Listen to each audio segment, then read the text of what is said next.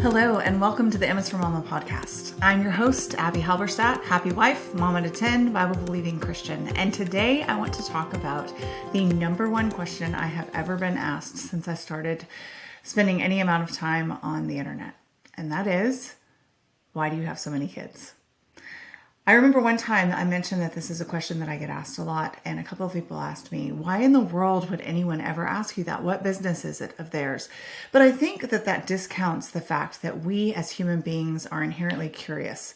We are really interested in what our neighbor is doing, what our sister is doing, what our friend is doing. We're constantly gauging and checking and recalibrating our own emotions and behaviors and preferences and attitudes based on what people around us are doing. And while that can be really helpful, it can also cause a lot of discontentment. It can cause a lot of frustration. It can cause a lot of jealousy. And as Teddy Roosevelt is famously quoted as saying, comparison is the thief of joy. Of course, as Christians, we should be looking to God's word first and foremost for how we should live, what attitudes we should have, how we should treat others, whether we should even care about what it is that they are doing. But I think that the more that you stray from the norm, the more likely you are to receive questions about anything, whether it's living in a tiny house, whether it's traveling, whether it's being a missionary, whether it's having a lot more kids than the norm. It's not uncommon that if you kind of live outside of a cultural box per se, that you're going to get asked, why? Why would you do this to yourself? Why did you make this choice? Do you enjoy it? What's the goal? What's the purpose? Have you been kind of strong-armed into this? I've been asked a version of all of these questions throughout my mothering career, as I have surpassed very quickly, because we had twins with our numbers 4 and 5, kind of the societal accepted numbers for offspring. So I get that some people get offended for my sake that I am even being asked why I have as many children as I have, but I don't feel that way. I feel like it's an opportunity to share a little bit about my life, a little bit about my perspective, and a lot about what the Lord has done in my heart in the process of becoming a mom of many. I get a lot of assumptions. As someone who has a lot of kids, people assume that this has been a lifelong goal of mine, that I have always been a baby whisperer, that I have been motherly since I was a small child, that I must have come from a giant family, that I have a husband that's forcing me to have this amount of children, that maybe I got them from a conglomeration of marriages or sexual encounters with different men, and so they all have different daddies. That I don't have a brain in my head and I have nothing better to do than pop out babies. I mean, I've gotten every version of this, both positive and negative. I distinctly remember one lady whom I knew pretty well, which made the comment actually sting, whereas a stranger's comments don't tend to bother me too much. They tend to roll off pretty easily because this is not someone who has invested in my life. They don't know me well. They may not be thinking about what they're saying and how it would affect another person. They may be bringing a lot of baggage from their own personal experience with them, but this person knew me pretty well, and she referred to my then 5 children as a litter of children. And I don't think that that is a way that we should refer to human beings. We are not kitties. We are not puppies. We are set apart from the animal kingdom, and each human life is precious and has its own unique eternal soul. And so to view children as commodities or to view them as something to be attained or something to be avoided, either direction, I think is missing the view that God has of children. So of the many assumptions that are made about me as a mom of many, very few of them are true. I actually came from a family where I only had one sibling. I have one older brother, and he's not even that close in age. He's not super far away either, but he is almost 4 years older than I am. And I know that from a cultural perspective of children being something that you kind of get out of the way, and this is something that we see more and more in our secular society, my parents looked like they did things quote unquote right. If you're going to have more than one kid, it better be the opposite gender, and you better not have them too close together so as to be an inconvenience, right? And so the fact that they had a boy, then 4 years later they had a girl, probably made it seem as if they were trucking right along with societal expectations, when in fact, my parents were extremely countercultural. They both came from hard, destructive, abusive backgrounds, and they both saw the toll that took on themselves, on their siblings, on their family at large, and they wanted to forge a different path for their own children and for their grandchildren beyond. And with that legacy mindset, as they became Christians in their late teens, early 20s, they felt the Lord tugging them toward a very revolutionary, if I can use that word, lifestyle in the eyes of the world. They spent time as layman missionaries in Israel. I was actually there when I was small, and my brother was born there. They have spent a lot of time investing in us through homeschooling, which was a very new concept and was in fact even still outlawed in certain states, and they had to fight for their rights to be able to homeschool their own children when I was young. They have worked with a variety of organizations that fight for the freedom of persecuted Christians around the world, and they're just really forward-thinking, deeply biblically grounded, well-informed people. And so I think that the one thing that I would really encourage people to do as a takeaway, if you get nothing else out of this podcast, is not to make assumptions about people based on their number of children, either small or many. So I come from a family with one other sibling. And the reason why we, quote unquote, only had 2 kids was because my mom was just not well suited, apparently, toward being able to have lots of kids. And she has struggled with miscarriage. She has struggled with infertility, secondary infertility after having us. And I know that that has been something that the Lord has had to use to grow her in her reliance on Him, because she would have loved to have had more children.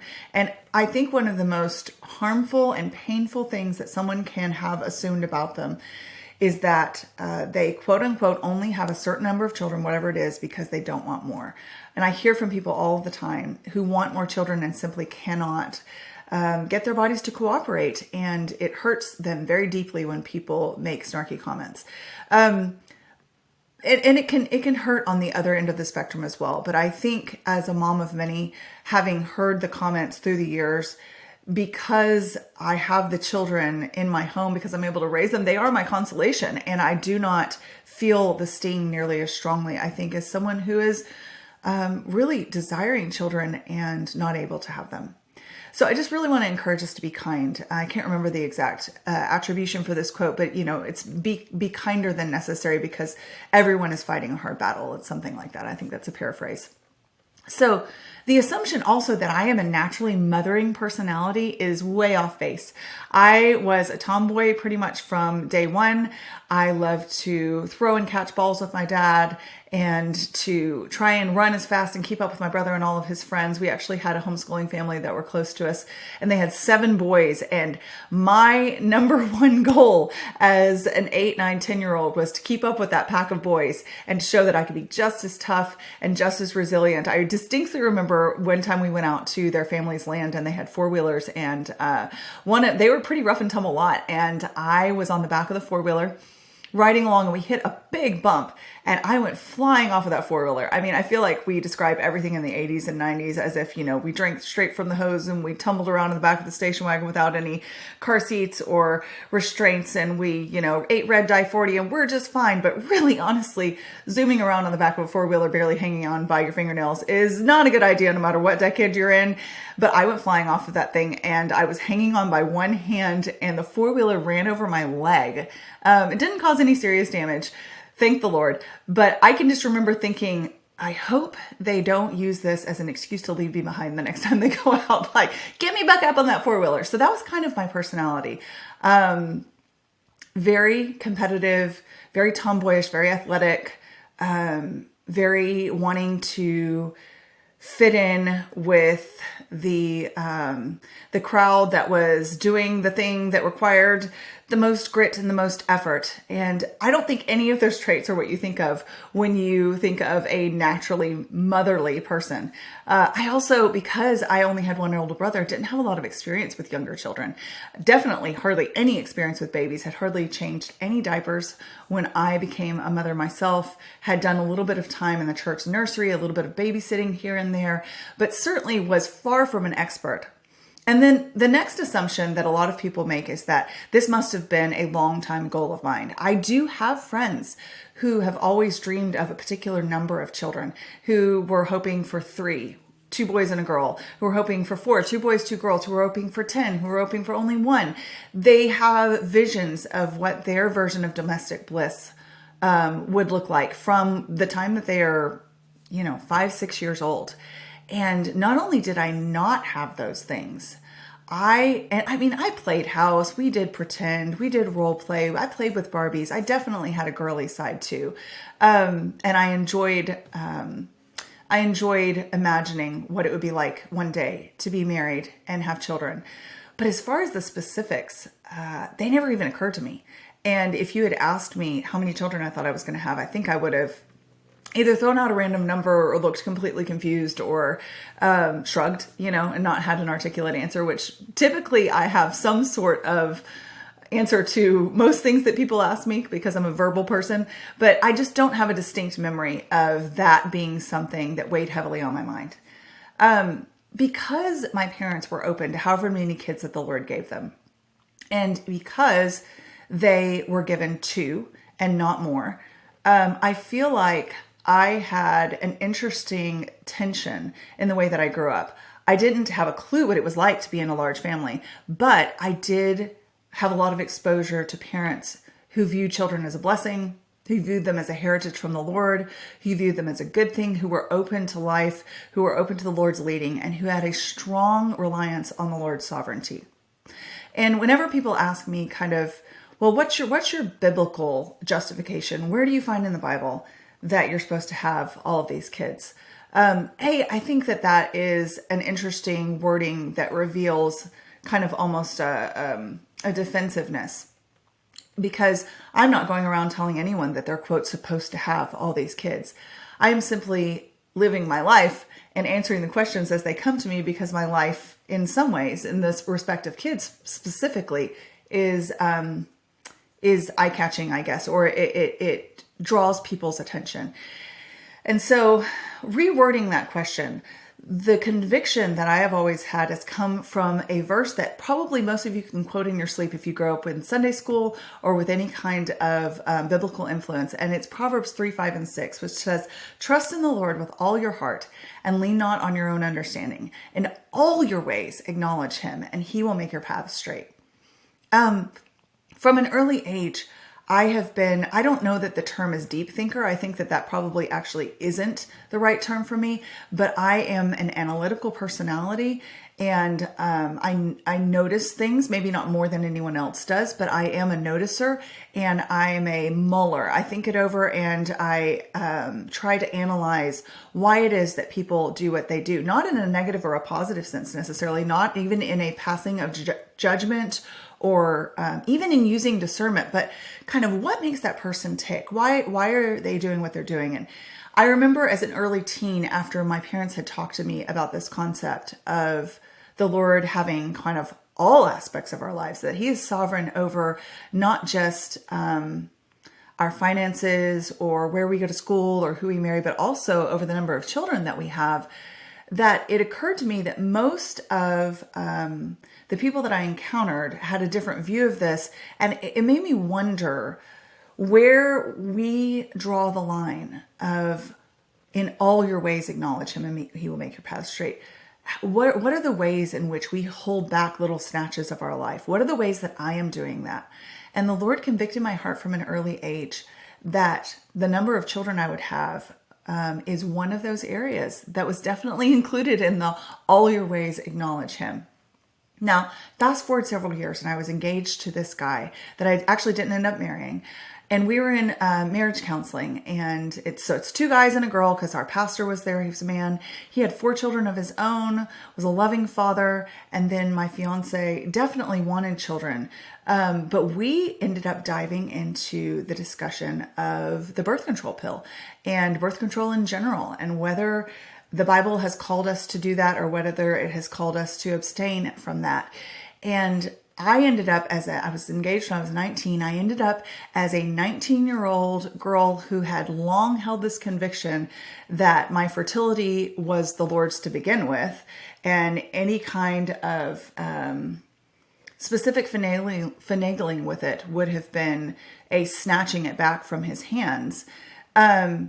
With that conviction, having two males looking at me like I had grown three heads when I was trying to explain to them the conviction that I had, not only for the Lord's sovereignty to reign over my fertility, and remember, I'm engaged to this guy, so this is a big deal that he's looking at me like I have three heads.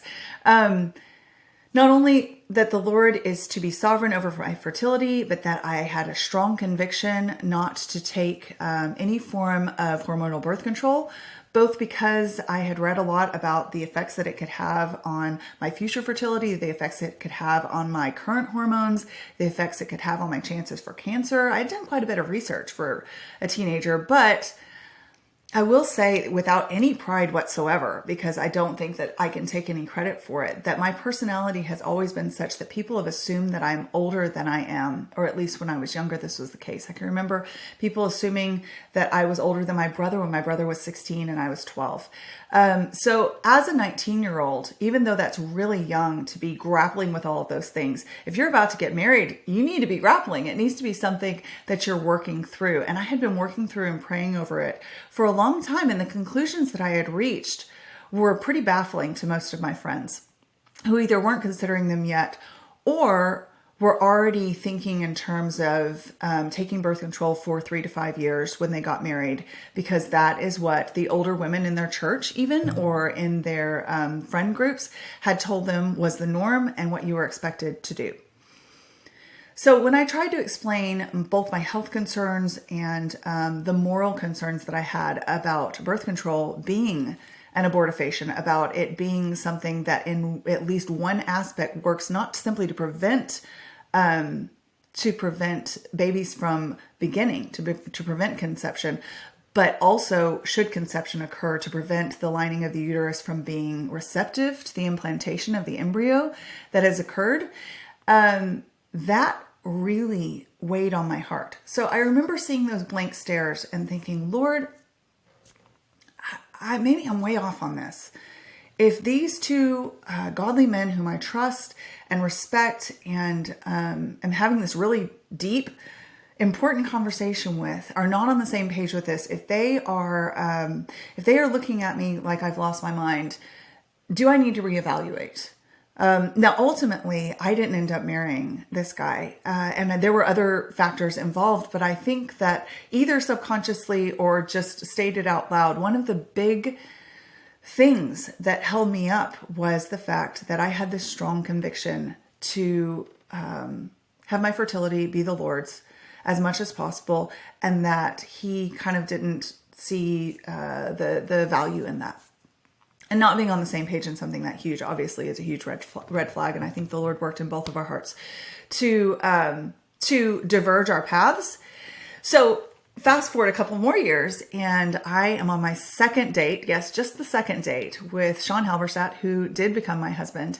And I remember thinking, if this guy, whom I already have a crush on, am already really into, is scared off by the concept of a girl who is open to having, and I distinctly remember for some reason, I told you I didn't have numbers in my head, but if you had asked me a number that I thought might be possible with leaving your fertility up to the Lord, I would have probably said 6. Like 6, isn't that like, whoa, that's a lot. If we get up to 6, surely I will be already like 50 years old and we will have maxed out, and this, ship will have sailed, we will be done. And again, looking back, I think that was in my subconscious, but I wasn't actively thinking about numbers so much as just the possibilities. What could happen? Well, as we're sitting in the car after our second date, I broached this subject. I don't remember my exact wording, but basically I let him know in pretty bold terms that this was a strong conviction of mine and that I could end up with a lot of kids, like, 6.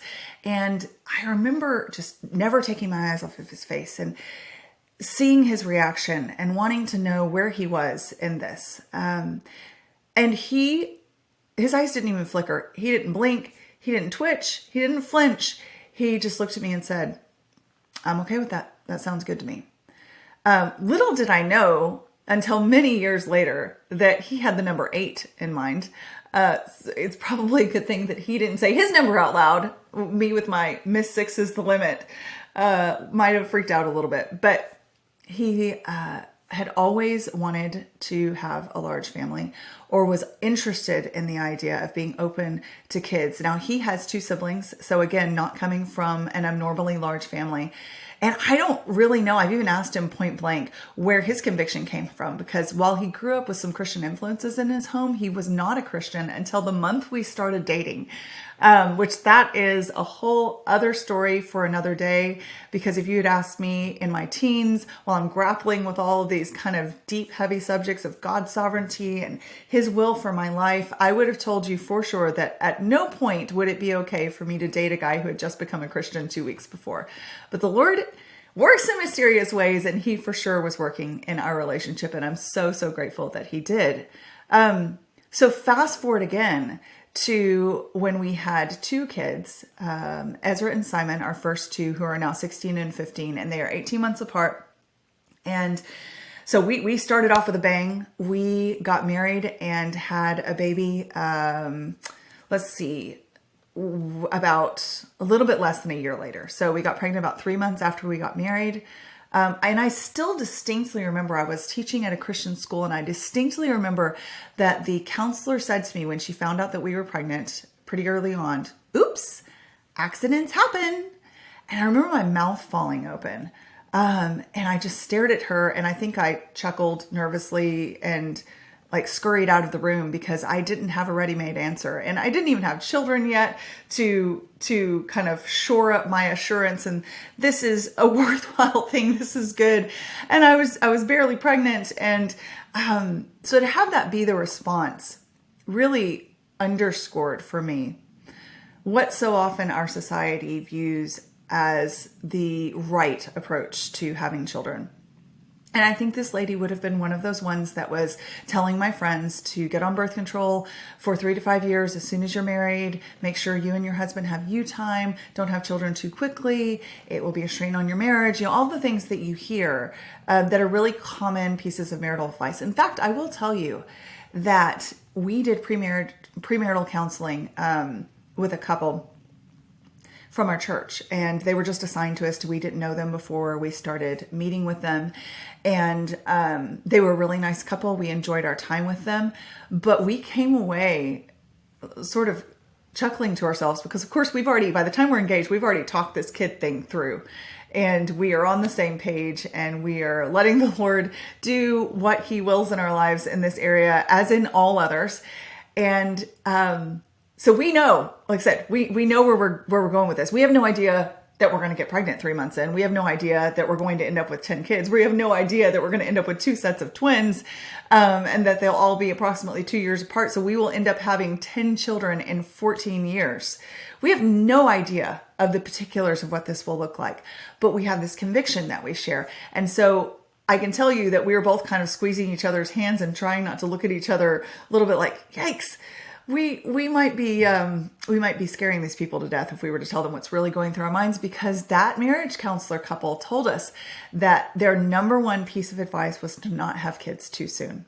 And they had followed their own advice and had children a little bit later after marriage. And while I don't think that that's evil or wrong, I do think that an absolute statement to younger couples that children will negatively affect your marriage by having them too soon is probably an unbiblical and worldly piece of advice.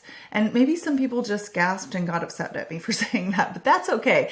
If we look at what Scripture has to say, I don't think we would find much of a foundation for making sure that we have a particular buffer in our marriage and that children will be anything but a blessing to our marriage. Now, I can and will have many more podcasts where I talk about what children actually can do for and to a marriage. And the answer is going to be different for every couple, but always my goal will be to undergird it with Scripture and with principles rather than simply specifically my own personal experience. I'm sharing my own personal experience with you now because the question that I started this podcast out with is, why do you have so many kids?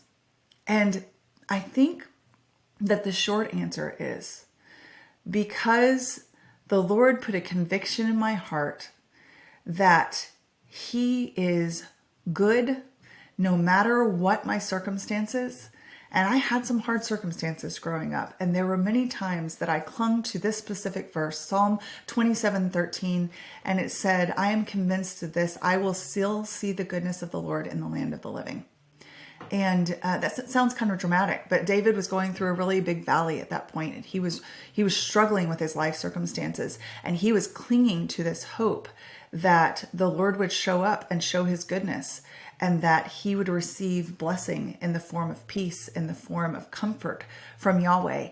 And so, as I sort of made that my life first throughout my teens and early 20s, one of the ways that the Lord impressed upon my heart that He would show His goodness to me was in giving Him this concept of the ultimate number of children. Lots of people like to ask me if we're going to have any more. I am 40 years old. We have 10 children, and my answer is still, and I pray always will be, to the point that it's obvious that I can't have any more. I don't know. That's up to the Lord. Again, we can have whole conversations about concepts like natural family planning or intentional spacing or abstinence, or whether any of those are legitimate ways of approaching fertility in a godly fashion. And I think those are interesting conversations to have. And I think that there are different biblical perspectives that you could take on them. But when it comes down to it, looking back, if someone had told me, you're going to have 10 kids in 14 years, 2 sets of twins, which you're terrified of. You think multiples sound incredibly hard and incredibly overwhelming. And that's like the one thing that you've asked the Lord not to do. You've said, here, Lord, here, I'll have as many kids as you have for me. Just please don't give me twins. Twins sound rough. And then He goes and He hands you 2 sets of twins, 8 years apart to the day. They're born on the same day. And you have another twin pregnancy where you lose a baby to vanishing twin syndrome. That was Theo. He will show you again and again that His ways are good, but His ways are not yours. That 6 is not a number that He had in mind for you, and that even when you thought you were open-handed, He was still prying your fingers open just a little bit more each year with each baby, each time, to show you that His love for you does not mean ease and comfort every time. However, it is still good. It is still producing fruit in your life, whether in human eternal soul variety, because children are definitely the fruit of the womb, or whether in sanctification and patience and growing me in my ability to rely on the Lord when I absolutely do not have the strength in and of myself to handle whatever my circumstances are on that moment. Sleepless nights, messed up hormones, kids that are, losing their minds. I'll do a podcast someday about my experience with my first set of twins when they were toddlers, because they took me for a ride for sure. They challenged everything I thought I knew about parenting. And yet His goodness was still evident in what He was doing through that as well. So I want to encourage you, however many kids you have, however many the Lord blesses you with, however many you choose to have, however many you, quote, end up with, that the Lord uses the raising of tiny and not so tiny, because my boys are much taller than I am now, humans for our good and for His glory.